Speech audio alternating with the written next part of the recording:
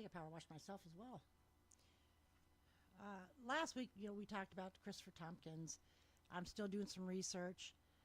If anybody has any ideas of how I could get the information from the investigation that took place, if indeed it took place, I'd appreciate any assistance in that I could get. What else? I want to remind everybody I will not be here next week. We're having a family reunion. I'm sure you don't want to hang out with me while my family sits around and eats. I wanted to share with you a little girl from Texas. I'm sure everybody knows the story by now. How she was brave enough to make a sign and, please help me, and they got her help. So after a month, she was finally reunited with her family. I think that is great, and I don't know if anybody that knows this little girl would ever be listening to this, but tell her how proud everybody is of her. That took some courage. She risked her life to save her life, and that was pretty good. So today we'll talk about Paula Jean Weldon. She was 18 years old. This all took place long ago, 1946. So we're really going back in time, but it was a big case. It was back in the time that everybody really felt that they were safe and they were able to just walk in their woods or walk the trails or whatever it is they wanted to do. So she was 18 years old, and she was a sophomore at college. And she was the eldest of four daughters of William Weldon of Stamford, Connecticut, a design engineer at a reserve copper and brass plant. He designed those whistling tea kettles with the triggers that flipped up to whistle when you're ready to pour your water. So on December 1st, she worked at a usual job. She worked at the Commons in the college. Then she returned to her room, changed into her jeans and sneakers. She put on a red parka and told her roommate she was going for a long hike. She was seen by several other students heading down towards Route 67A.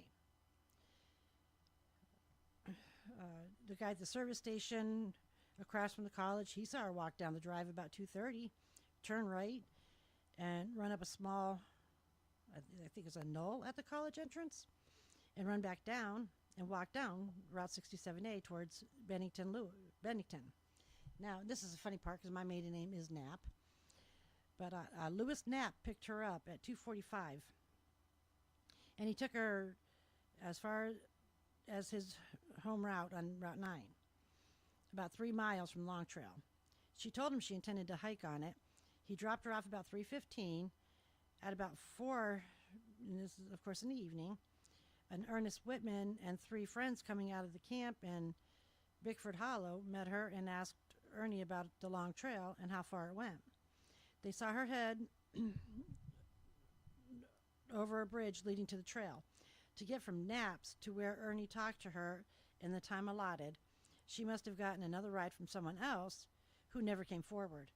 Several other Woodford residents claimed to have seen her in the vicinity of the Fay Fuller camp. Further up the trail, but there was another girl who looked somewhat similar, staying there with the man. So this sighting may not be reliable. Let's see. All right, so let's see. The story actually has steps on the investigation and what they did. And then that's something I want to definitely go through. So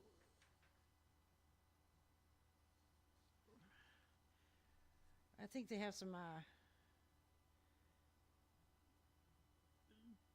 dates messed up a little bit here, so please bear with me on that. But on Sunday, December 1st, according to accounts, she worked 2 shifts in the dining hall and returned to her room in Dewey Hall dormitory. That's funny because on my mother's side, she's a Dewey. So I don't know if that has any, Just after telling her roommate that she was through with study, she was going to take a long hike and change into blue jeans, red parka. Of course, she never returned. On the 2nd, after she failed to show up for class, the director of admissions called State's Attorney William Trevor Jerome to the college at noon. Paula's father also arrived on Monday. Paula had once mentioned that she'd like to visit Everett Cave and Mount Anthony. So a few from the college with Henry Steele and Fairdale Farms as guide went there in the afternoon but found no trace of her.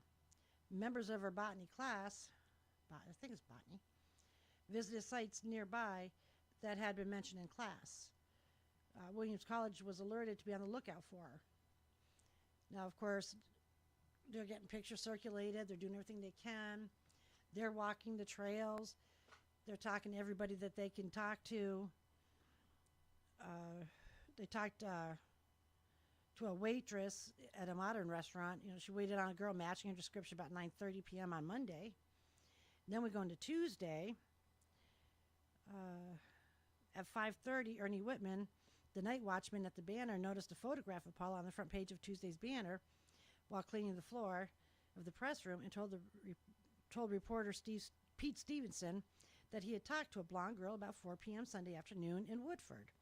He and 3 friends were returning from a long trail, saying he wanted to walk along it.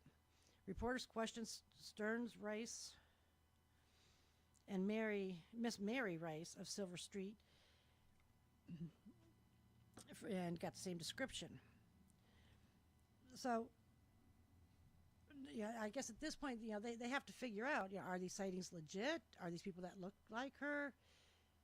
Is this something that people are doing to throw them off the trail?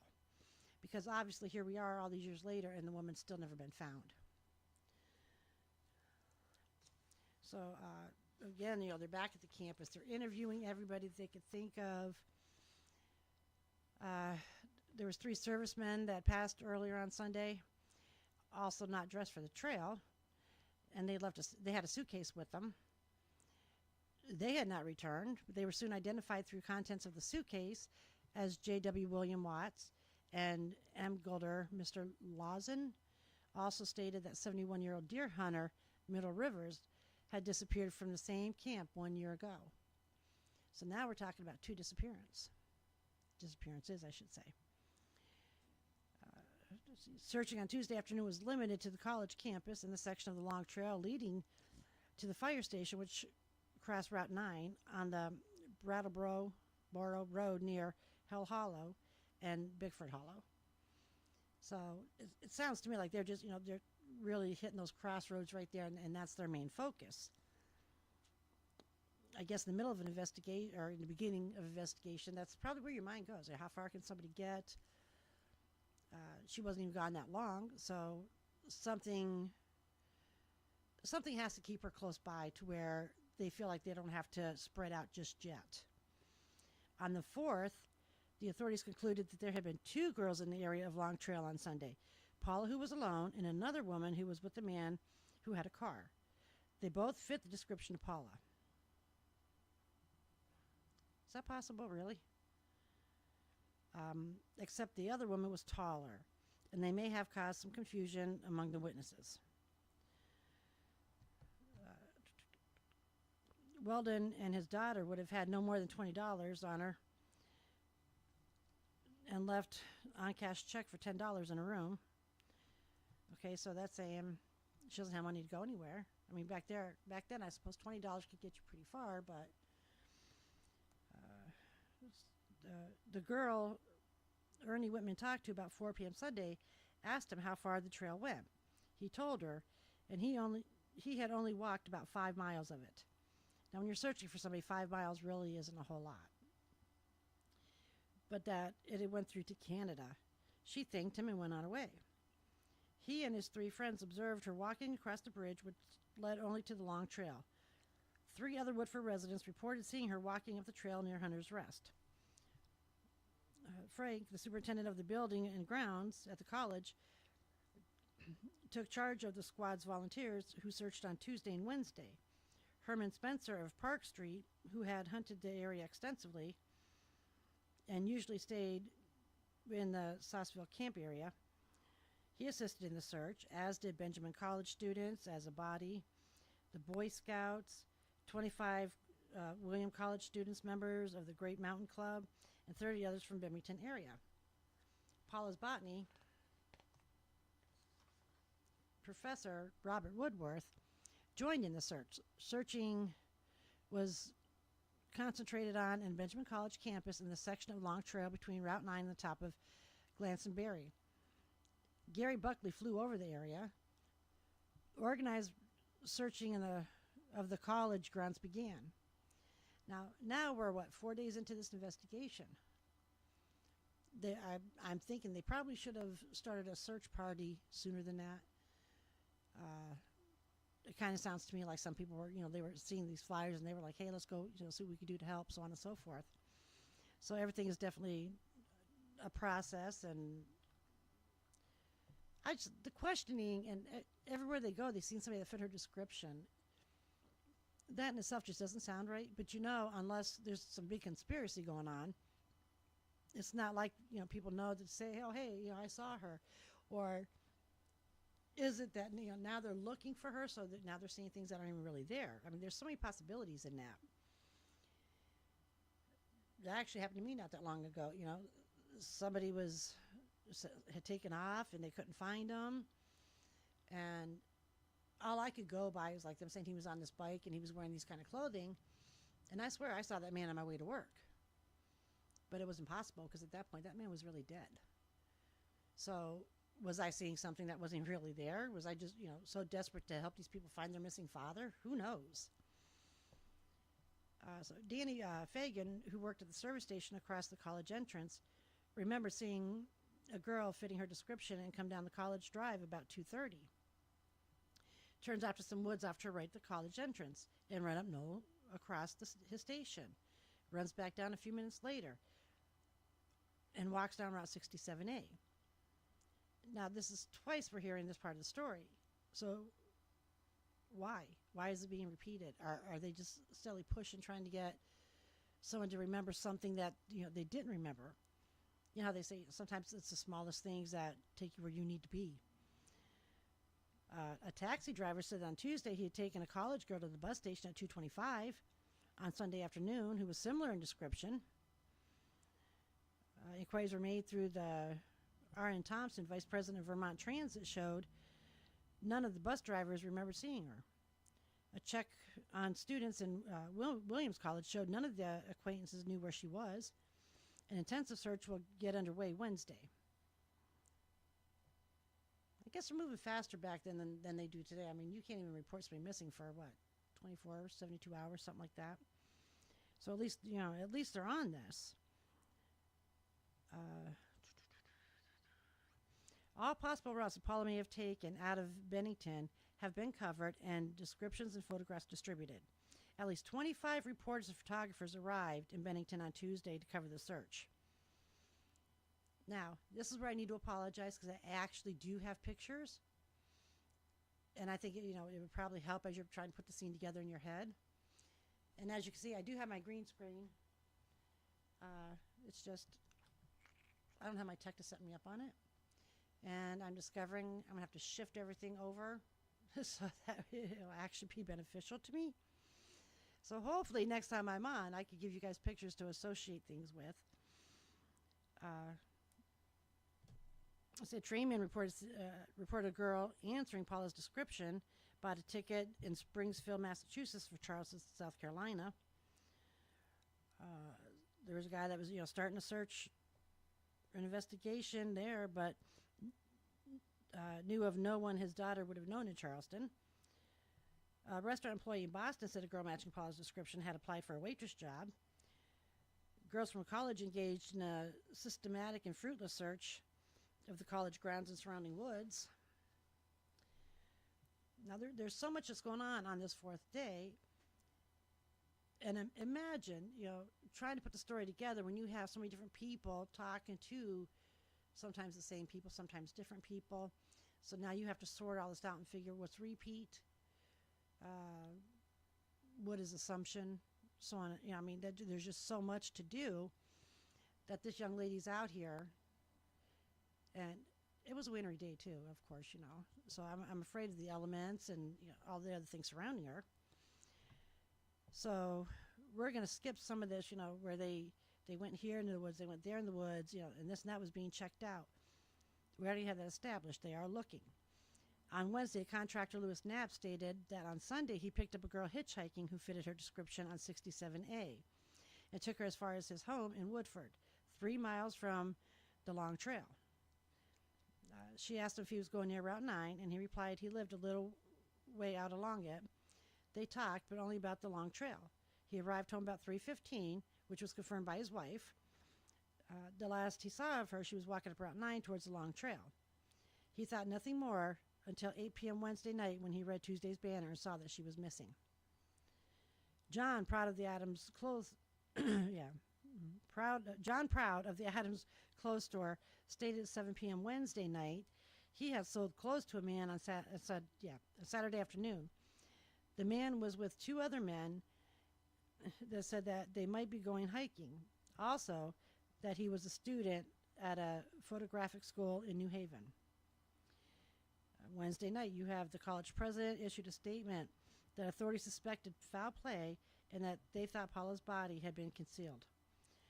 3 men who spent the last weekend at a camp near Glastonbury had already been questioned, and everyone else at the Long Trail district would be too.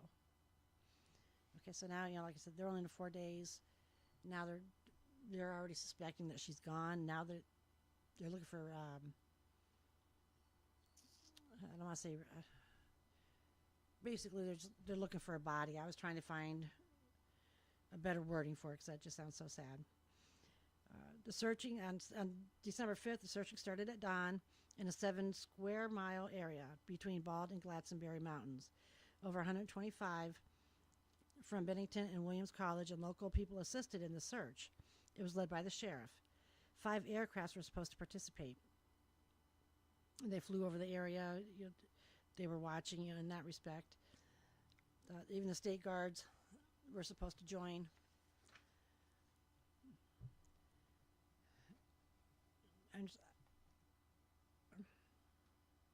I'm trying to figure out in a short time frame in this small area, how far can somebody take a body in that time frame? I can't imagine that they're getting too far.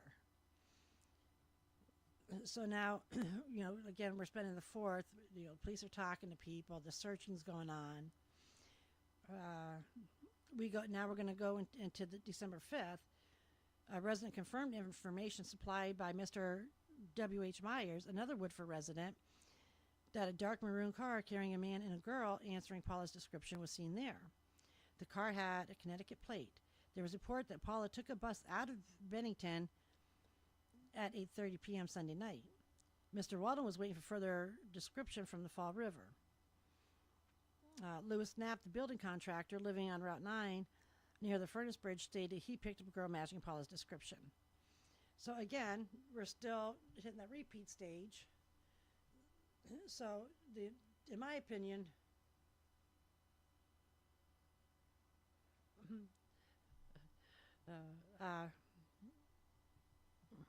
I'm sorry, I was looking to see if somebody was commenting on the story here. In my opinion, right now, the way it looks is they're exhausted on which avenues to go. They keep going back to all the same people, trying to figure out if they're telling the same story each time. And I'm sure everybody, has noticed, when you listen to crime stories or watch them, they go in at these people over and over and over again because they know if they slip, that means they know something more than what they're telling. Something's not adding up, and it might help them further along their investigation. Again, it was stated that she was seen headed towards the Long Trail. On the 6th of December, another extensive search takes place. A $500 reward's been offered, and that's just any information leading to the young lady. By Friday morning, they were going to Albany to ask the FBI for advice. The search headquarters at Bennington College received leads from all over the eastern part of the country and the Bennington area. A woman employee at the college reported she had seen Paula in the washroom on Thanksgiving Day, which I'm not real sure how Thanksgiving Day fits into Christmas, but this is why, because she was crying. A waitress in Fall River, Massachusetts restaurant said she had spoken to Paula Monday night that she was with the man that had wanted to get back to Bennington. A conductor on the New York, New Haven, and Hartford Railroad said he punched a ticket made out to Charlotte, South Carolina, by a girl of Paula's description. This caused authorities to think that she may have decided to make a change in her life using long trail diversion. By December 6th, they're finding out Paula told her roommate Elizabeth Johnson in Dewey House Dormitory on Sunday that she was going for a hike.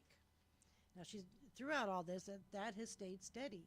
Everybody she saw said she was going for a hike. So now we know that's exactly what she was doing.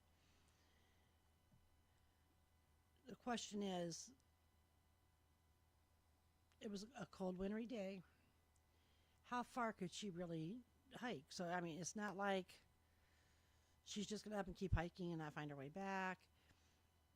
Is it possible she hit a spot where she became discombobulated and, couldn't get that turnaround, and she just laid there and suffered? I mean, there's so many different things to look at.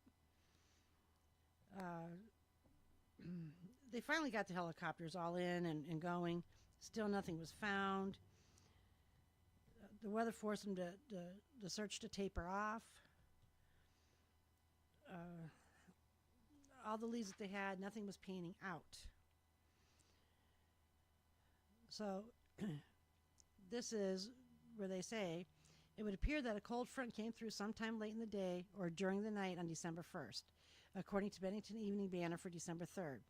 It was 50 degrees on Sunday when Paula started out, explaining her light clothing, but it got bitterly cold and windy later.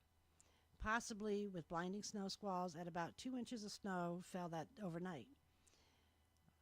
By Monday, it was 9 degrees in Bennington with the wind and probably colder up in Glastonbury. The question I have to answer is just when this front came through and where she should have been on the trail at that time. A statement given later by a couple who left Bennington at 12:05 a.m. December 2nd would indicate it started snowing about that time, probably no earlier than 11 p.m. They had to stop to put on chains on their tires. Back then, that's what people did to get through the snowstorms. So, if this is so, Paula should have had plenty of time to get out of the woods before the cold and snow hit. In any case, they wouldn't have been responsible for her being lost up in the Glansbury. The days recorded as being overcast, so she would have had no moon, and November had been warm, so there was likely no snow cover. So then, of course, they go on, and they give you another really good description of her and everything. They keep going back to their first attempt. So now you have a young man that gave her a ride. Did she get to her destination? Did he do something? You have some guys that were on the trail that say that they saw some of her description. Could they have done something? Is it possible that with the weather, she's still out there and they're just, for whatever reason, not locating her? All of this is so hard to try to piece together. Of course, when you're looking at things today, there's probably nobody left in her family to even wonder if she was found, if any closure could come about. But there is one thing that, if they ever found a body at this point,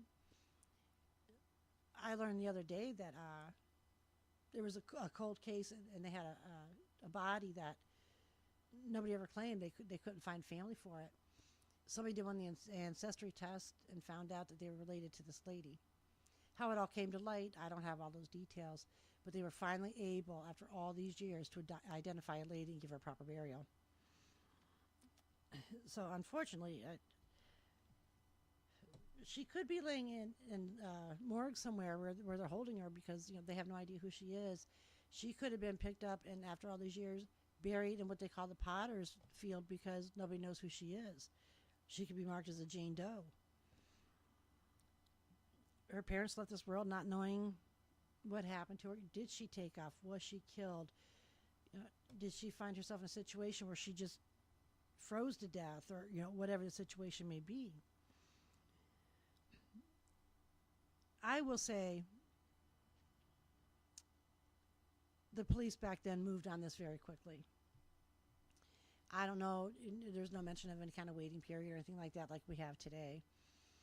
And you just heard the layout of when they started to do this, that, and the other. So it sounds to me like they just got the information and started. The community came together. They searched and searched and searched. I'm going to assume it was too cold to even dig, so I can't imagine that she's buried out there somewhere. So when you look up these stories and you read them for yourself, or you find a movie that's been made after them, it's amazing, because they definitely tell the story much better. I will actually take and copy and paste the information of what they did and how they did it. Just trying to find her. The first attempt, the second attempt.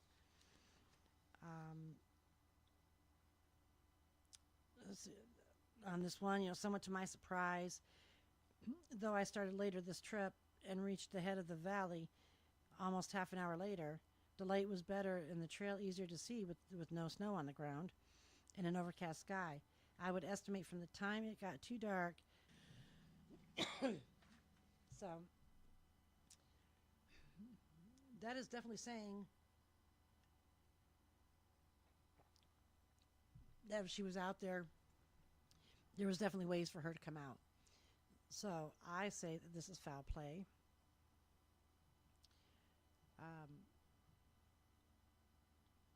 I honestly, I don't even know how to end this story, other than in fact, a young lady who has a future. She has a job. She's in college. Sounds like she has tons of friends. Look how many people. The outpour to try to find her was amazing. I don't think we get that today from anybody. It doesn't sound like somebody that's just going to go give up and disappear. It really does not. So, if you want to take time to look her up, honestly, you can Google her name. And there's so many different reports and stories on her because of how things were done. And other than the fact that she's missing, everything was just so positive on how everybody just stepped in and started walking and searching and, in the cold and everything. I think this is kind of where it's really good to have somebody bantering with you with their thoughts, because you end up sitting here just kind of looking silly. But I'm going to leave you with that today. Do some Googling if you want. See where you think she's at. I'd love to hear what people think if they actually sat down and read the entire story instead of just steps here and there throughout it. If I had time, I would literally sit here and read the whole thing to you, at least this one, because like I said, there's many. So with that being said, have some fun. Like I said, I will not be on next week, unfortunately.